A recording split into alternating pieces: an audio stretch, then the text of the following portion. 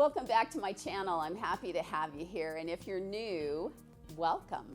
We're going to have an interesting discussion today on relationship addiction. Can you be addicted to a person? You can. We're going to talk about that and hopefully bring you some valuable content so you can evaluate in your own life and keep your own growth going. Relationship addiction is actually common. The question is all relationship addiction unhealthy? We're going to talk about two aspects of that. But first, we are all social creatures. We do better in the society of other people. So we're wired to be in groups. We're wired for companionship. So that's a normal thing to want to create in our life. But we also can take that to an unhealthy level. So first, we're going to target unhealthy relationship addiction and how you can get addicted to another person. The key is an addictive relationship is going to compromise you in some way. An addictive relationship is disruptive to your life. You're going to pay a high price to be in that type of relationship, and ultimately it's not going to support you. So these are going to be some common factors for you to look for in your relationship. Is your investment in the relationship paying off, or is it actually costing you more than possibly it's worth to your health, to your finances, to your well-being? So those are some clues that I want you to start thinking about as you watch this video. Relationships affect our physiology. We are mind, body, spirit, and all of that is involved in a relationship. An unhealthy relationship will dysregulate you. They create upset, disequilibrium within inside. People get physical issues, health issues even, upset stomachs, migraines. So dysregulation can be something more simple like walking on eggshells, or it could be something more major that develops into a serious illness. So emotional dysregulation is a key component of an addictive relationship. Healthy relationships also emotionally regulate us. An emotionally healthy relationship will help you to feel calm and safe. And it doesn't mean that you won't have some challenge within it, but there's also going to be a supportive element. So look for become aware of how your relationship is affecting your physiology. Relationships bond us through a chemical process. Dopamine is a very enjoyable chemical hormone that we produce. So our very nature of relationships, healthy or unhealthy, do have an addictive aspect to it. Oxytocin is a very natural one, even between mother and child, but it also plays out in romantic relationships. Oxytocin is a very bonding chemical. Even kissing is actually a bonding experience. And then vasopressin gives long-term bonding to a relationship. So healthy relationships honestly can have an addictive quality to them too, but they're adding to your life. You want to be with that person. It is what allows people to stay together for decades. Now, in an unhealthy relationship, that same chemical cocktail is creating a staying power that may keep you in a relationship that is not for your best interest or welfare. We often choose to stay in unhealthy relationships because they mimic our normal. Whatever you grew up in, your conditioning, will show up in your relationships. Maybe you've been working on yourself, so hopefully you're able to attract in a healthier version. But any type of disconnect that we're experiencing in relationships, anything that's unhealthy or toxic or addictive, well, we can trace back and find beliefs and conditioning from your background. And like attracts like. An example might be, let's say you were raised with a father that was a workaholic, and so he was never present, you never got attention, never helped you with homework, and then you grow up and you attract in a mate that basically doesn't seem to give you attention, doesn't know how to show up for you. It may look like a very different version of your conditioning, but the underlying aspect of it is you attract in what feels normal to you and what feels familiar until you start to challenge those beliefs. So if your normal was, I'm not seen, I'm not heard, I'm not given attention, then most likely you're going to be in a relationship like that.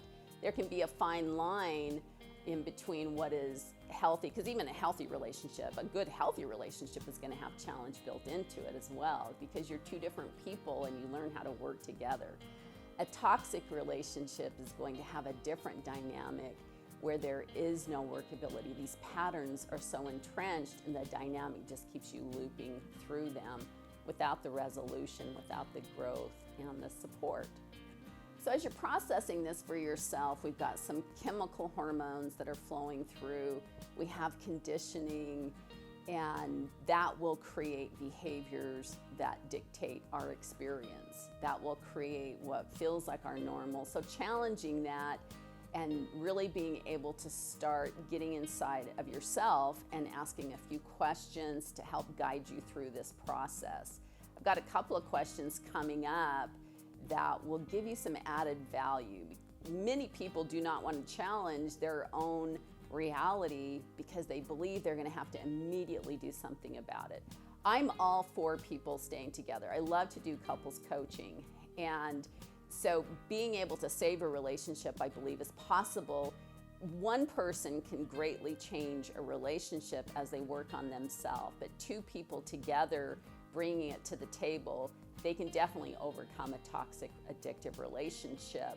Addictive relationships are based in a wound bond. It's not real love, it's an attachment disorder, and it's a wound bond that keeps you basically held hostage in a relationship that's just not good for you.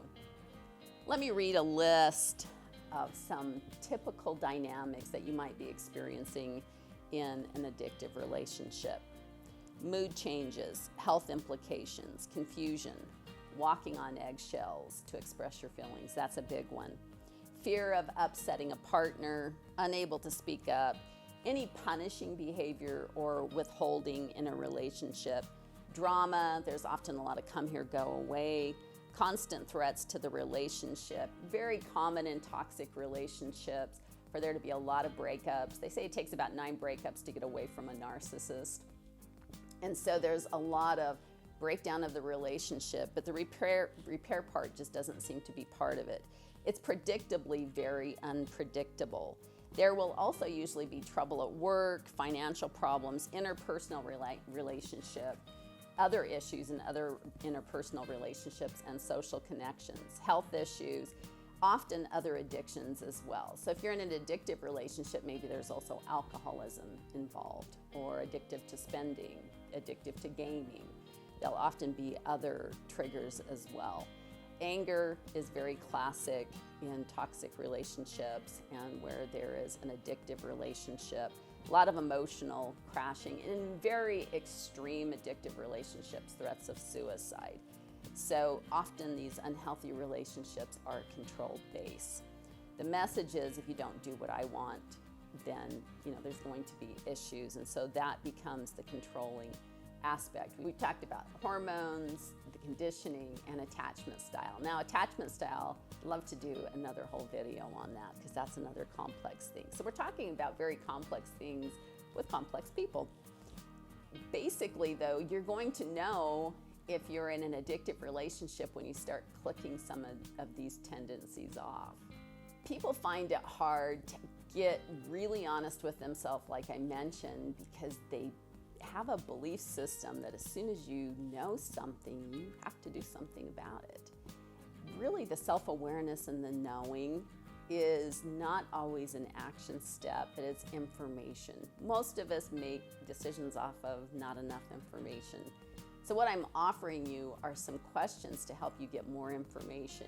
You can identify that you're in an addictive relationship. Like all addiction, you will need to take some steps towards healing to be able to hopefully heal yourself and the part that you're contributing to that, but also healing in the relationship, which is healing dynamics.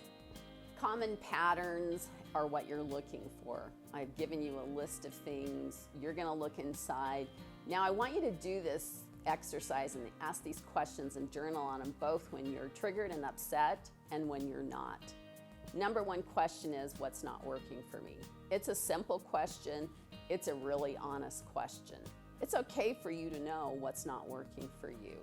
Journal it out, and then you can compare the two to see when you're very upset and you're very triggered, what your perception is versus when things feel settled down and you're feeling like you want to stay in the relationship. See if you have a disconnect within your belief systems there. Do they line up pretty simultaneously when you're in either frame of mind? So you're going to become an investigator for that inner world.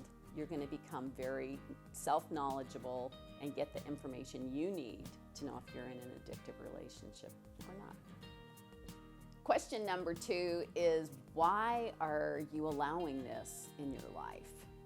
You're probably not honestly going to know all the reasons, but you'll start digging it up. Why am I allowing this in my life? The key here is not to judge yourself for what comes up. It might be money. I don't know how to get out because I don't know how to take care of myself or kids. It might be that you feel very in love with this person, and the negative aspects, there's also a lot of positive aspects. It might be you just realize you don't feel like you want to be alone, or you don't believe there would be anybody for you. I don't want you to judge what comes up, but I do want you to start being able to observe your thoughts, your beliefs on why you're sticking with something that you're having a sense really is taxing your life too much, and why you're doing that to your life. So the next question is, why am I allowing this? Pay attention to your level of safety. That's going to be number 1 here. If you don't feel safe, I'm going to include the domestic violence hotline. You can call, it's confidential, it's free. If you need more information on that, there's going to be a few articles here too on addictive relationships. Safety first. If your safety is ever in question, that's going to be your number 1 priority. And don't hesitate to seek professional help. If you need therapeutic intervention, get therapeutic intervention. Go to the professionals that treat that.